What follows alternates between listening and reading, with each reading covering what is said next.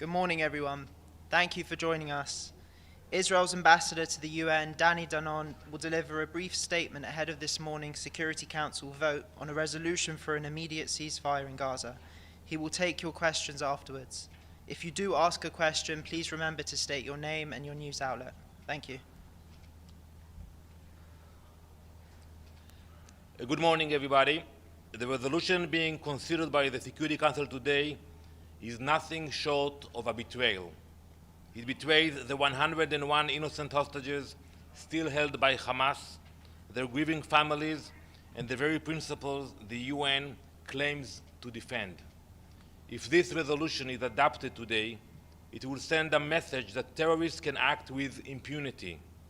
It tells Hamas and every other terrorist organization watching that they can murder, rape, and kidnap innocent people, and the international community will reward them for it. Let me be clear, this is not a resolution for peace. It is a resolution for appeasement. It abandons the hostages, rewards Hamas, and emboldens those who believe that violence can achieve their aims. To the nations supporting this shameful text, how will you explain to the families of the 101 hostages, some of whom are citizens of Security Council members, that their loved ones are not worth demanding freedom as a condition for a ceasefire?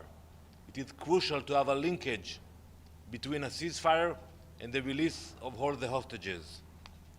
This Council has already passed Resolution 2735, yet instead of enforcing it, some on the Council are attempting to undermine it.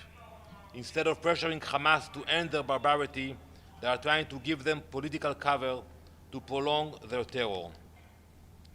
Make no mistake, if this resolution passes, Hamas will celebrate today. They will thank the nations of this Council for validating their atrocities and legitimizing their propaganda. History will remember who stood with the hostages and who abandoned them. Israel will never stop fighting for our people, for our hostages, for justice. But I ask this Council today, will you or will you stand with the terrorists? Thank you. Yes, sir. Two quick questions. Do you expect the US to veto this? And number two, do you have a latest on the ceasefire talks in Lebanon? So regarding the US position, I absolutely expect the US to veto the resolution. You know, when you look at the language of the resolution and the position the US took since October 7th, I don't see a way that the US cannot veto such language.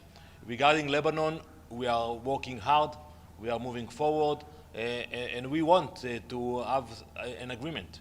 You know, Mr. Austin is still in the region, he will arrive to Israel, and we will continue the negotiations. Ambassador Danon, Deutsche Show with China Central Television. Let's talk about the looting incidents. You said on Monday in the Security Council that those looters, they are Hamas. Do you have evidence and have you shared information with the UN because they said they are the violent gangs?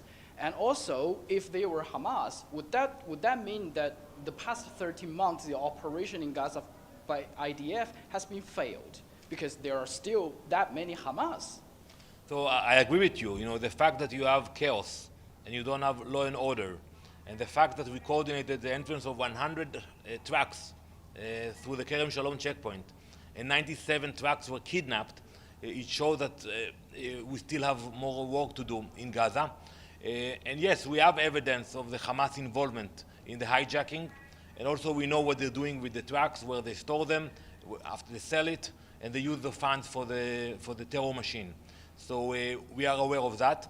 We don't operate in the entire Gaza Strip today.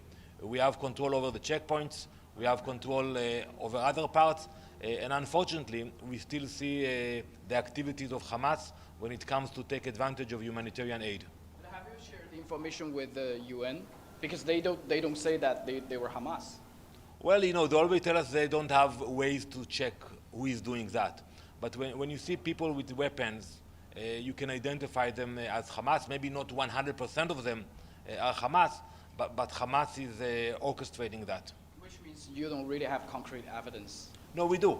We do, and if the UN wants to have a dialogue with us, we welcome them to approach me, and we will sit with them and share with them the information we have. Thank you very much.